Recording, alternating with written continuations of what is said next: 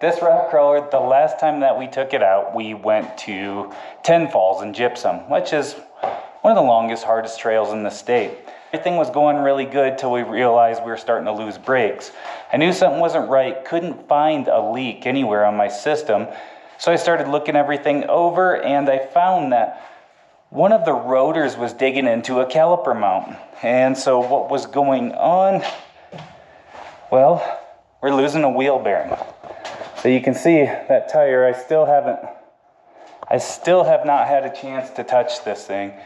It's been several weeks now. So you could say we have a lot going on right now. This time of year, we have a lot of travel for work, a lot of different things going on. The kids are in sports, so almost every night of the week we had softball or dog agility or something along those lines. So after work is usually the time I take to work on this stuff, and I haven't had that for weeks. Then we move over to this car. So right now this one's still down. I need to do some work. I haven't gotten any farther with this Jeep project, just haven't had any time. And then let's go take a look at the 4-seat rock crawler. The last time we took that out, we went to Carnage Canyon, ended up upside down. This was the most obvious thing that we broke. So initially we're like, oh, we just bent the roof tube, a couple other dings and dents. I start looking it over, and I find we got the upper link is bent, almost touching the control arm. That's got the axle all out of center and everything. We also have some cracks on the truss right down there in that vicinity. So we've got some cracks and stuff like that we got to fix. All of that's not that big a deal. I could fix all that in a couple nights after work, order some new parts to build a link and stuff like that. I have the tubing, I just need the threaded inserts. Then we move over here. I started taking this thing apart to clean it off, spray it off. And when we were trying to drive out of Carnage Canyon, I had a funny ticking noise coming from the motor, but that stopped when I got home. So I figured, hey, everything's all right? Well, I start taking this all apart, taking all the aluminum panels and stuff off. Start taking a look a little bit closer, and I find things are not all great. So as I'm taking a look over here, let's see, right there, if we look closer, right here where my finger is with the light, that is a crack that goes up through the motor, all the way down, all through there, all the way down to the oil pan. So from the head to the oil pan has a crack. If we look at the transmission, equally, big crack running all the way down through there. Yeah, so that whole corner, this whole corner is cracked. So you got this part of the transmission, and honestly, that's just one part of the bell housing. That actually might be weldable, honestly, because it's not the whole bell housing. The motor is the bigger concern to me. The bell housing's actually not that bad. When you think about it, you have the whole bell housing and you have just one motor mount. That might be easily weldable. So we'll take a look at the other side. Oh, nope. We got a crack over here too.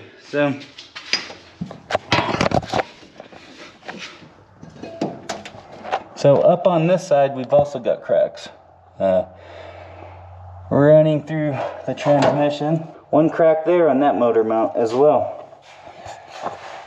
So it basically cracked in two spots on the transmission where it's holding it to the motor, and the motor itself is cracked. Regardless, I'll have to pull this drivetrain out. Looking at the location of, this is an aluminum block LS1, and the motor and everything are all hard mounted. On the transmission, it's hard mounted back there. It's hard mounted to the chassis here. So that means the chassis took a heck of a shot, and that chassis flex or whatever happened ended up going through the motor somewhere, somehow. I had a transmission crack one time when I was flipping over backwards, and I had to grab reverse and bring the front end down really hard. but it was hard. It was like I was almost over backwards and hit the throttle, and it came down hard and broke like that. That's the only time I've broken something like that before. So that kind of gives you an idea of the magnitude of the hit that we took. It didn't look that bad at first. When I went back and watched the video, as I'm rolling and rolling over, you can see the one front tire just nail a rock as the back end is still coming down. And when it hit, the whole front end took the brunt of that while the back hadn't even touched yet. So that front axle took a ton of side load, it took enough side load that it ended up bending this whole upper link. So to bend an upper link like that, a 120 wall link, and taco it like that, that was a pretty hard hit through the chassis. And obviously it flexed the chassis enough that ended up cracking some other stuff downstream. You can see this thing's triangulated really well. It has everything's nodes and meets all at these different points. Everything meets at a different point with another node. It's a very strong chassis. It's definitely stronger than the way I built this one. This one's similar. Everything ties into nodes and stuff, and everything's hard mounted. But I've never taken a flop that hard with that one before, and I hope not to, because look at the headache that this causes. So it's like, definitely makes me double think. If I'm struggling on something in the future, just throw a winch and just move through it. Honestly, it's not worth 6 months of work, because that's what it's going to take me. By the time I pull all this out, tear this motor down, replace the engine block, put it all back together, take all those innards, that's already a K case, Turbo 400, which is an RV case, which is stronger. Have to take all the inside guts out of that, put it into another K case, just to put all the drivetrain back together. I have to replace the mirrors. Gonna have to fix this tubing up here, and then probably fix a few other dented tubes while we're at it. Going to have to fix the truss and the upper control arm. So, needless to say, this thing's gonna be in the garage for a while. This thing, I think I can get back going again. There's a few other things I wanted to do to it, but I just don't have time right now. So I'll try to replace the wheel bearing and get that front end all back together. And I gotta find some time to mount these. Picked up some BFG Reds to put back on this thing, just to give me a little bit, all the help that I need, because I need all the help that I can get. So my biggest problem right now is time. I just don't have very much time. And basically you got broken, busted, and not even close to being finished. So I need to find some time to get back in the garage and just focus on this. We're halfway through summer. I think I need to just start staying home more and start focusing back on these projects, because I've really fallen far behind. So I don't know, it's probably going to be a while till we're back out there again rock crawling. So I should have this one done by the end of summer. Try and get her all fixed up. Right now, we're getting ready to head to Alaska, so we're boarding a plane here shortly, so there's another 10 days I won't be working on anything, but hopefully we come back from Alaska with some good footage.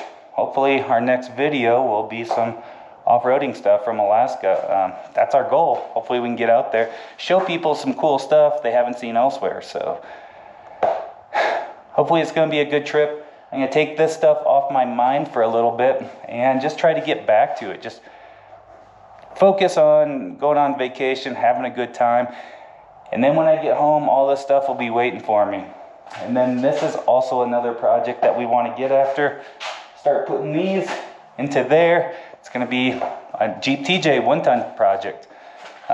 Probably build it for like 37, something like that. It's going to be a fun project. I love Jeep TJs. They're my favorite. So I am looking forward to getting back on this thing and focusing. A couple other project updates. We got a Can-Am Maverick R. We're going to be building a roll cage and stuff for that. So as soon as I get that thing going, get that out of here, pull that Maverick R in here, start building a roll cage for that. And we'll start building it all to competition style rules. And then we've got Project Green Guy. So let's take a look at that. I hadn't updated everybody on that for a while. I had done several videos on it. And what it is, a stock Jeep TJ on 32-inch tires, that we built just to drive around town. And it was a Jeep TJ with a blown 2.5 motor. We got a donor motor for it. We rebuilt that motor. We went through that thing, replaced a whole bunch of parts, and now we got a fun, cool little Jeep for hardly anything that we just drive around town. Let's take a look at it. All right, so here's Project Green Guy. We've been driving this thing to work. Super fun little Jeep to drive around. Got the half doors, got the bikini top. You know, just something you can just leave the top off and stuff and drive around town. Super fun little Jeep. Some 32-inch Jeep JK tires that we put wheel adapters on. And I really like this thing. It's just fun to drive an older Jeep. So we got everything pretty well working on this thing. Had a few issues I had to go through and clean up. Got the parking brake working finally. Been messing with that. Got the we had a belt squeak. I had a belt squeak I couldn't find, and it was really bothering me. So with the belt squeak, it ended up being the idler pulley had a bad bearing, and it was driving me nuts. Other than that, we've replaced the power steering pump. I've had that also go bad since we got this thing running.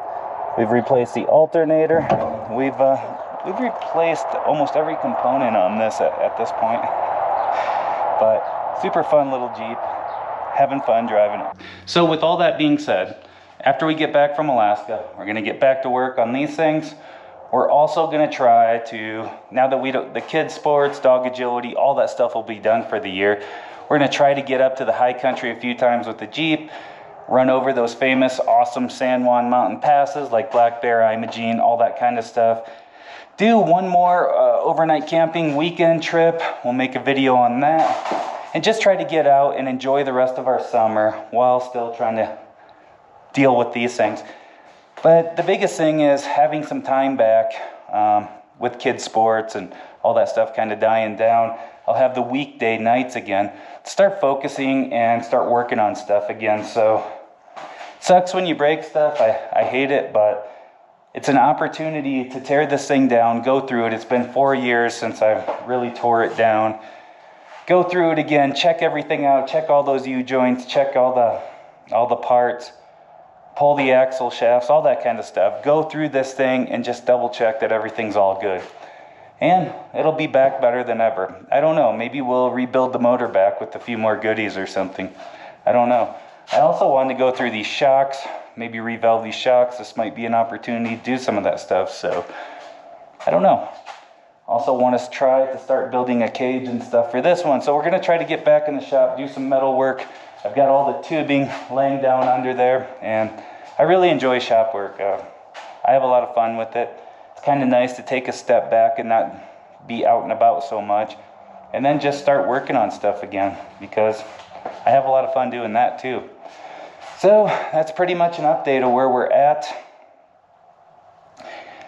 Summer's winding down already. It's still early July. It's going by so fast, can't remember which it is. Still early July, yet I feel like summer is almost gone. So, because the rest of summer, it's just about filled up. Anyway, looking forward to getting back at it. So, thanks everyone for your time, and we'll talk to you later.